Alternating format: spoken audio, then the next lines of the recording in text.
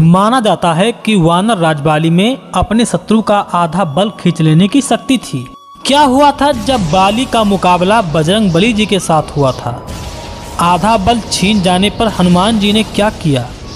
इन सभी बातों का प्रामाणिक उत्तर जानने के लिए इस वीडियो को अंत तक अवश्य देखें।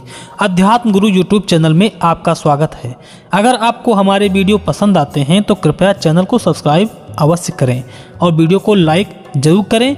इससे हमें और भी अच्छा कार्य करने की प्रेरणा मिलती है। हनुमान और बाली में युद्ध हुआ था या नहीं, और बाली के वरदान के बारे में बात करने से पहले जानते हैं रामायण के सबसे शक्तिशाली पात्रों ने हनुमान जी के बारे में क्या कहा था। वाल्मीकि रामायण सुंदरकांड सर्ग 46 के अनुसार जब हनुमान जी ने रावण की वाटिका को तहस नहस कर दिया था और उसके कई मंत्रियों को मार डाला था, तो अपने अन्य सेनापतियों को हनुमान जी से लड़ने के लिए भेजने से पहले रावण ने उन सब से कहा, तुम सब बड़ी सावधानी से उस वंचक के पास जाना। जब मैं उसके करनी का विचार करता हूँ तब वह मुझे वानर नहीं जान पड़ता है, बल्कि वह कोई महाबली प्राणी जान पड़ता है। मेरे समझ से तो इंद्र ने अपने तपोबल से हम सबको नाश करने के लिए किसी को बुलाया है। वह वानर धीर और वीर है, अतः तुम लोग कहीं उसको तुच्छ ना समझ लेना। पूर्व काल में मैंने बड़े बड़े पराक्रमी और बलवान वानर देखे हैं। बाली, सुग्रीव, जाम्बवंत, सेनापति नल तथा द्विध आदि जो और दूसरे वानर हैं, उनमें ना तो ऐसे भयंकर वेग हैं और ना ही ऐसा तेज है और ना ही ऐसा पराक्रम है। उनमें से किसी में भी ना तो ऐसी बुद्धि है और ना ऐसा बल है और ना ही ऐसी शक्ति है। अतः हे राक्षसों, यह तो वानर रूपधारी बड़ा बलिष्ठ प्राणी है। वाल्मीकि रामायण के सुंदरकांड सर्ग 48 के अनुसार जब हनुमान जी के हाथों रावण का पुत्र अक्षय कुमार भी मारा गया, तब उस समय रावण ने अपने पुत्र मेघनाद को हनुमान जी से युद्ध करने के लिए भेजने का निर्णय लिया। और वहां रावण मेघनाद से बोला, देखो 80,000 फिंकर राक्षस, जम्बू माली मंत्री के पुत्र और 5 सेनापति सब वीर मारे जा चुके हैं। तुम्हारा प्यारा सगा भाई कुमार अक्ष भी मारा गया है। अब तुम उस बंदर का सामर्थ्य के अनुसार अपना बल दिखाओ। हे वीर, अपने साथ सेना ले जाने की कोई आवश्यकता नहीं, क्योंकि वह हनुमान के सामने ठहरते ही नहीं है।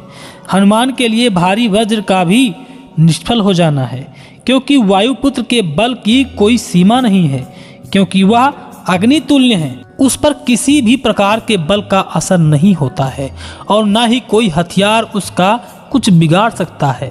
उत्तरकांड सर्ग 35 में प्रभु श्री राम महर्षि अगस्त्य जी से कहते हैं, यद्यपि बाली और रावण में अतुल बल था और मेरी समझ में यह दोनों हनुमान जी के समान न थे। यह वीर तो सीता की खोज में 100 योजन चौड़ा समुद्र लांघ गए थे। इनके जैसा वीर बुद्धिमान चातुर्य में दूसरा कोई नहीं है। वहां अकेले ही रावण के पुत्रों सहित रावण के कितने सेनापतियों को मार डाला था। ब्रह्मास्त्र के बंधन से छूटकर रावण का तिरस्कार करके संपूर्ण लंका को जला डाला था। युद्ध भूमि में हनुमान जी ने जैसे जैसे कार्य किए हैं, वैसे ना इंद्र, ना विष्णु, ना ही कुबेर कर सकते हैं। मैंने तो इन्हीं के भुजबल से लंका को जीतकर सीता को पाया है। और अब बात करते हैं कि बाली और हनुमान में युद्ध क्यों नहीं हुआ था। इस सर्ग में श्री राम अगस्त्य जी से पूछते हैं, जब सुग्रीव और बाली में बैर हो गया था, तब हनुमान जी ने बाली को घास फूस की तरह क्यों नहीं भस्म कर डाला था? अवश्य ही कोई कारण रहा होगा, नहीं तो बाली के हाथों सुग्रीव की ऐसी दुर्गति हनुमान के रहते न होती। उस समय अगस्त्य मुनि श्री रामचंद्र जी के वचनों को सुनकर बोले, हे रघुनंदन, आपने हनुमान जी के विषय में जो कुछ भी कहा है वह सब ठीक है। बल की गति और बुद्धि में हनुमान जी के कोई भी दूसरा बराबरी नहीं कर सकता है। किंतु हनुमान जी को मुनियों के द्वारा भारी श्राप मिला था, जिससे वे बलवान होकर भी अपने समस्त बल को भूल गए थे। शिशु हनुमान जब सूर्यदेव को पकड़ने के लिए आकाश में उड़ गए थे, तब उस समय वहां उपस्थित देवता, दानव, यक्ष अचंभित होकर बोले थे कि हनुमान जी जिस वेग से उड़े थे, ऐसा वेग न वायुदेव में है, न गरुड़ में है, न ही मन में है। हनुमान जी के बाल्यकाल के कार्य भी बहुत अद्भुत हैं। उस पर संपूर्ण वीडियो हम आगे बनाएंगे दोस्तों। सीता अन्वेषण के प्रकरण तक तो हनुमान जी ने अपने वास्तविक प्रकरण का ज्ञान ही नहीं था और जामवंत हनुमान जी को उनकी शक्तियों का स्मरण कराते हैं। हनुमान जी राजा सुग्रीव के सेना के एक ही योद्धा थे। जब सुग्रीव का बल से युद्ध हुआ था उस समय हनुमान जी अपने राजा को पीछे करके स्वयं आगे आकर युद्ध नहीं कर सकते थे और न ही उस समय उन्हें उनकी शक्तियों का स्मरण था। अगर होता भी अपने राजा के शौर्य के कारण वह युद्ध नहीं करते। हनुमान जी को कई वरदान प्राप्त थे। इसका वर्णन रामायण के उत्तरकांड सर्ग 46 में है। देवराज इंद्र ने उन्हें अपने वज्र से अबद्ध होने का वरदान दिया था। सूर्यदेव ने अपने तेज का संतास तथा संपूर्ण शास्त्रों का ज्ञान उन्हें दिया था। वरुण देव ने वर देते हुए उनसे कहा था कि मेरे पाश और जल से ये नहीं मरेंगे। यमराज ने वर दिया था उनका कालदंड हनुमान जी को बाल बांका भी नहीं कर पाएगा और ना ही कोई रोग उन्हें सताएगा। महादेव जी ने भी हनुमान जी को यह परम वरदान दिया था कि मेरे त्रिशूल और पशुपतास्त्र से भी यह नहीं मारे जाएंगे। विश्वकर्मा जी ने उन्हें यह वरदान दिया था मेरे द्वारा बनाए गए दिव्यास्त्र और शस्त्र हैं, इससे यह अबद्ध होंगे। और ब्रह्मा जी से उन्हें दीर्घ आयु का और बलवान होने का तथा ब्रह्मदंडों से अबद्ध होने का वरदान प्राप्त हुआ था। वही अगर बात करें बाली की तो उन्हें ऐसा कोई भी वरदान नहीं प्राप्त था जिससे वे अपने शत्रु का आधा बल खींच लेते थे। यह बस किंवदंतियां हैं जिसका वर्णन ना ही वाल्मीकि रामायण में है और ना ही रामचरितमानस में किया गया है। हाँ, उन्हें देवराज इंद्र द्वारा एक स्वर्ण माला अवश्य प्राप्त हुई थी जो किसी भी घातक समय में उनके सांसों को समेटे रखता था। जब रामचंद्र ने बाली पर बाण चलाया था तब बाली के शरीर की शोभा और प्राण तेज नष्ट नहीं हुए थे क्योंकि इंद्र द्वारा दी गई माला ने बाली के तेज को, बल को और शरीर के शोभा को रोक रखा था।